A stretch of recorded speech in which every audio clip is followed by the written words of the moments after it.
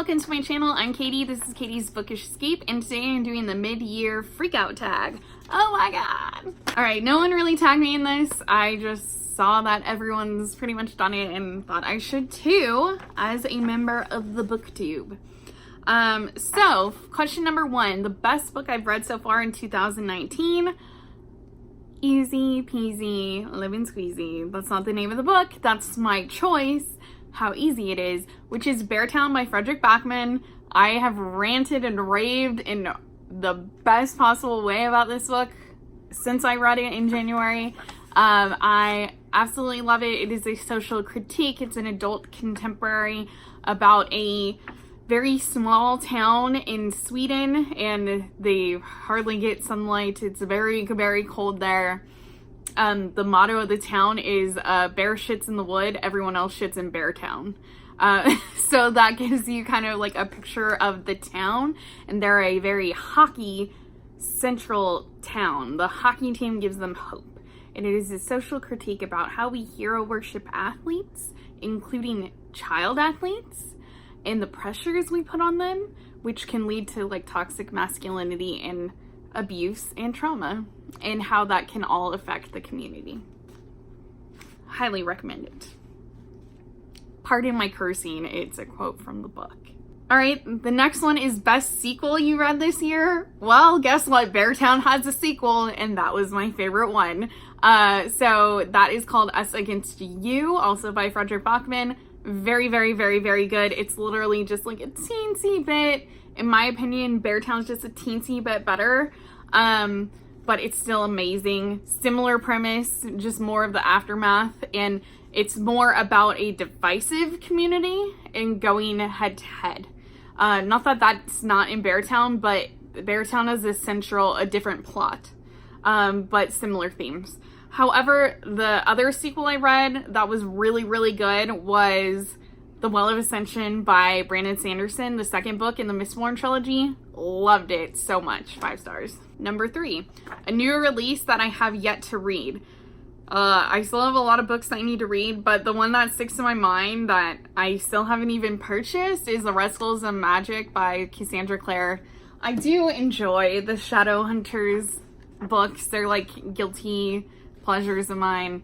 And this one is supposed to be about Magnus and Alec, which are like basically the gay couple of the Shadowhunters. Well, there's several gay characters, but they're like the main one. And I love those characters. I did try to listen to it on audiobook on Scribd, but the author had, oh God, I don't want to sound like discriminatory. I couldn't hang with the author's voice. Anytime there's like a little bit of a lisp or like saliva sound, I can't handle it, even if it's very, very minuscule.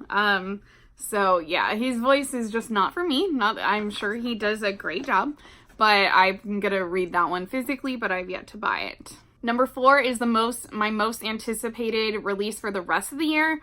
Honestly, I can't even think of like what else is coming out. I do know the 3rd book in the Arc of the Scythe is coming out, and I'm still reading, but I'm almost done with Thunderhead, which is the 2nd book. So that one, and then probably the new Erin Morgenstern? Yeah, Erin Morgenstern book. Even though I don't know anything about it, I know she wrote The Night Circus, and I'm curious to see if her 2nd novel is as good as her 1st. Number 5, the biggest disappointment. Two of them. I would say the one that hurts me the most is Hero of Ages by Brandon Sanderson. I still gave this book 3 stars. It's not a bad book, but I was under the impression that it was gonna be as awesome as the 1st and 2nd book in Mistborn, and I thought it fell way flat. Until the very end, I just did not care. I thought the first 75% of the book was a waste of time. So that was disappointing, but the ending is so good that I was like, okay, it's still a good book, but I'm still incredibly disappointed by it. The next one would be Blue Lily, Lily Blue by Maggie Stiefvater. It's the 3rd book in the Raven cycle. I thought it was just like not good. It it's one of my only like 2-star reviews of the year so far. Nothing happened to propel the plot forward. And there was some character development, but really not that much.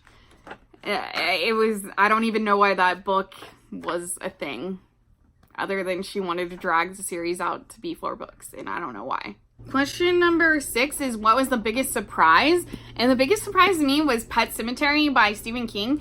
I thought I would like it. I didn't know I would freaking love it, and I do. I loved it, and it was surprising to me because it was more than just a horror. It was an examination of grief, and it had so much more nuance than I thought it was gonna have.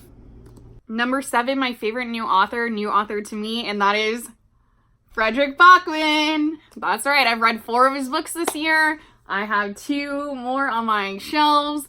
I'm ready to continue on the Bachman train. Oh wait, 4 books of his? Yeah, 4.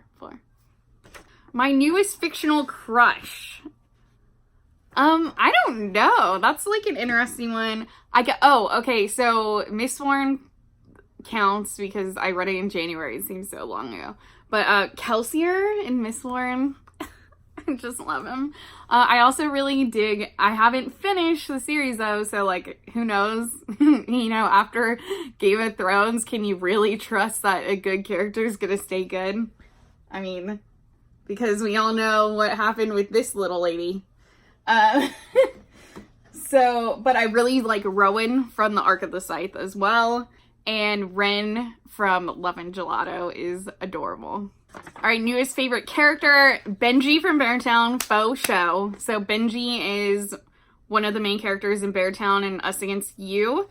I would also say Amit in Beartown. He has a way smaller role in the second book, but Amit in Beartown's really good.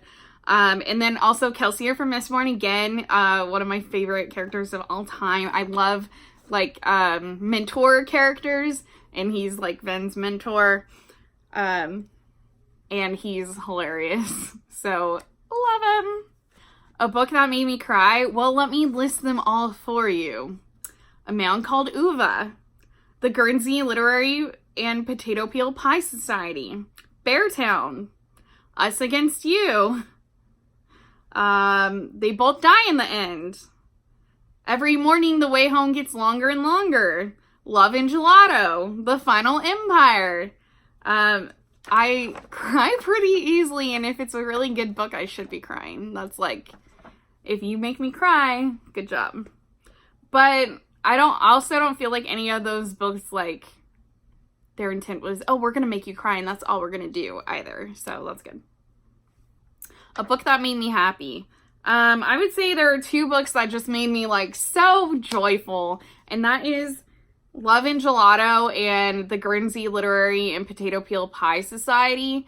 And that is because they're both, even though they both made me cry too, they have a lot of heart. Love and Gelato is a YA contemporary, and Guernsey is a adult historical fiction. Love and Gelato is, for the most part, pretty easygoing. However, it's all surrounded by a death of someone, and that is the core. It really has some heartbreaking moments, but they're very real and beautiful, and overall it just like made me feel good inside. And then Guernsey in the historical fiction, it's, for the most part, it's very lighthearted, but is a part in the book where there's detailed accounts of what happens to a woman in a Nazi work camp. And that was very hard, that scene. However, the rest of it's like very lighthearted and very sweet. And there are these characters who are just like genuine and good and kind. And I loved it.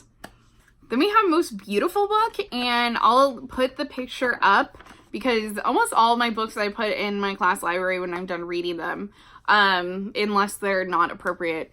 Unless they're not appropriate or a favorite. Like, some of my Shades of Magic are never going anywhere, but I have like paperbacks in my class library. So I can't really think of any. I did a lot of mixed media, so like ebooks and audiobooks so far this year, so I haven't seen a lot of the covers.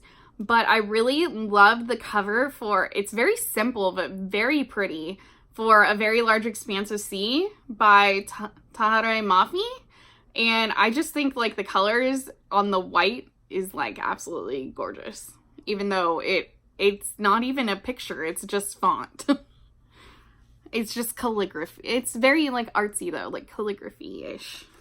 All right, and then the last question is, what are the rest of the books on my TBR for this year? I'm not gonna go through that. I just did a like summer TBR, which has way more books than I'm ever gonna read within the summer. So you could just go check out that video. I'll have it in the eye up here and also in the final end page. So you could check that out if you want to see what I plan on reading for the rest of the year.